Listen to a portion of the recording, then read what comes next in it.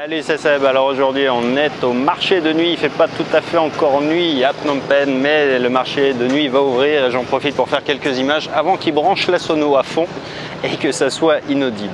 Enfin bref, aujourd'hui je voulais te parler en fait bien de la suite d'une vidéo que j'ai faite il y a assez peu de temps sur l'idée de savoir si tu pouvais toi aussi devenir entrepreneur. Maintenant la deuxième partie, c'est de savoir par où tu commences quand tu as décidé effectivement de te lancer.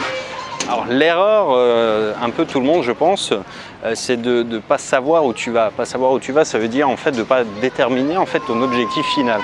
Est-ce que ton objectif final c'est de gagner 1 milliard? Est-ce que ton objectif c'est de gagner 2000 € par mois? Est-ce que ton objectif c'est de voyager, de rester à Paris, de rester en France? Enfin tu vois tout ça, c'est que tu ne vas pas du tout faire la même chose en fonction de cet objectif-là. Si tu cherches à atteindre juste l'indépendance financière, tu peux te dire que tu as bossé quelques années très dures et puis tu vas cravacher en espérant revendre ta boîte, ou alors tu peux avoir quelque chose où c'est juste voilà, un business qui va te permettre de voyager, de vivre très confortablement à l'extérieur de la France. Enfin bref, j'invite vraiment à te poser cette question, c'est pourquoi est-ce que tu veux le devenir déjà entrepreneur? Qu'est-ce que tu attends de cette expérience et sinon de cette expérience, de ce parcours de vie quoi? Parce que c'est vraiment quelque chose qui peut changer totalement ta vie. Moi ça a changé ma vie effectivement de pouvoir créer des entreprises, d'être maître de mon destin, d'être libre et indépendant financièrement, géographiquement et temporellement, c'est-à-dire que je fais ce que je veux quand je veux et parce que j'ai les moyens de le faire. Voilà, donc en substance à peu près ça. Et donc en réalité, eh bien, toi aussi tu dois déjà commencer par ce point-là, c'est-à-dire savoir ce que tu veux vraiment avant de mettre en place un plan d'action. Le deuxième truc en fait maintenant qu'on me pose souvent, voilà, il y a énormément de formations gratuites partout sur internet, il y a énormément d'informations partout, il y a 10 000 business models, moi-même j'en connais des centaines, j'en ai testé quelques grosses dizaines aussi, mais la réalité du truc c'est qu'il n'y a pas de business modèle magique, c'est-à-dire que en fait ce qui moi me convient c'est pas ce qui va te convenir à toi, c'est-à-dire que tu vois moi j'ai des a priori ou du moins j'ai des expériences qui font que j'ai pas envie de me pencher sur certains trucs ou à contrario j'adore certains trucs qui pour toi vont pas être les mêmes et encore plus quand tu débutes, c'est que quand tu débutes t'as absolument aucun retour sur ce que tu aimes, donc il n'y a pas de méthode miracle facile ni rapide en réalité, tu vas être obligé de tester, je suis désolé de te le dire mais il va falloir que tu t'essayes un peu au truc. Alors l'idée c'est pas de papillonner mais c'est de prendre 3-4 secteurs d'activité. Par exemple, tu pourrais prendre, je sais pas, le e-commerce, la vente de prestations aux entreprises, la vente de formation, de produits d'information et puis l'affiliation par exemple. Tu vois, c'est des secteurs d'activité qui sont différents.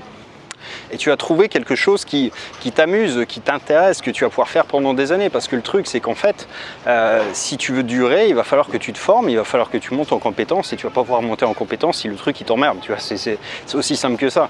Donc en réalité, moi, il y a des choses que j'aime plus ou moins faire, il y a des choses sur lesquelles je fais des efforts, où je me force un petit peu, puis il y a des trucs où je sais que j'ai pas envie de les faire du tout et je les fais pas quoi. Et ça me ferme la porte à certains secteurs d'activité. Mais c'est important de le savoir en réalité. Parce que tu vois, gérer un e-commerce ou gérer par exemple un business en B2B pour vendre de la prestation sur les réseaux sociaux à des entreprises en France, ça, alors tu as toujours les mêmes règles sur le business, c'est-à-dire tu dois travailler ta relation client, maîtriser certains leviers marketing, etc. Mais au-delà de ça, en fait, tu abordes pas du tout ton quotidien de la même manière suivant le secteur d'activité que tu utilises. Et c'est ça qui est important. Donc la réalité pragmatique et froide de tout ça, ça veut dire qu'il va falloir que tu testes. Alors l'idée, c'est pas de tester toutes les semaines un nouveau business model, non, c'est de regarder un petit peu ce que ça implique, ce que ça demande en compétences, ce que tu vas devoir faire, d'imaginer ton quotidien quand tu vas envisager une activité, tu vois, et puis être franc avec toi-même, parce que il y a un moment effectivement quand on débute, on est un peu tous prêts à faire des choses pour l'argent, parce qu'il faut en gagner au départ, mais une fois que tu es confortable, en fait, il y a plein de choses que tu élimines de ton quotidien, et l'idée c'est finalement si tu peux commencer par ne pas partir sur des choses qui t'emmerdent dès le départ, c'est encore mieux quoi. Et pour ça, effectivement, il va falloir que tu testes, que tu aies de la connaissance et un petit peu voilà, du recul sur les business models. Parce que en fait, encore une fois, c'est pas du tout la même chose au quotidien de gérer un e-commerce, de faire des formations, ce que tu vas produire, l'apport de valeur que tu vas faire, il n'est pas du tout le même. C'est malgré tout, après derrière, tu vas devoir maîtriser des compétences comme l'email marketing, comme le copywriting, comme voilà, plein d'autres leviers comme ça. Mais Encore une fois, tu dois vraiment faire des tests par toi-même pour déterminer ce qui te va bien, parce qu'on n'est pas tous pareils. Moi, ce que j'aime, c'est pas ce que toi tu aimes, c'est pas le point forcément où tu vas être le plus fort. Moi, j'ai des points faibles, j'ai des points où je suis meilleur. Par exemple, je suis meilleur à l'oral, j'ai horreur, enfin, du moins, j'aime beaucoup moins écrire que parler. Et en fait, j'utilise beaucoup plus la vidéo pour cette raison-là, parce que ça me convient mieux. Maintenant, toi, c'est peut-être l'inverse, et donc c'est important de faire des tests pour savoir. Après, il y a des choses qui relèvent de la formation, mais il y a quand même des points sur lesquels on est plus ou moins bon, on est plus ou moins motivé à le faire. Donc c'est vraiment encore une fois ça qu'il faut que tu prennes en compte, c'est à la fois tes besoins, ce que tu veux faire, sur le long terme, c'est-à-dire quel est ton objectif, quel est ton but finalement. Est-ce que, encore une fois, c'est de monter une boîte milliardaire ou si c'est juste de gagner 2000 € par mois? C'est pas du tout la même chose, tu vas pas choisir les mêmes business models parce qu'évidemment, il y en a certains qui vont te permettre de le faire et d'autres qui vont pas te permettre de le faire.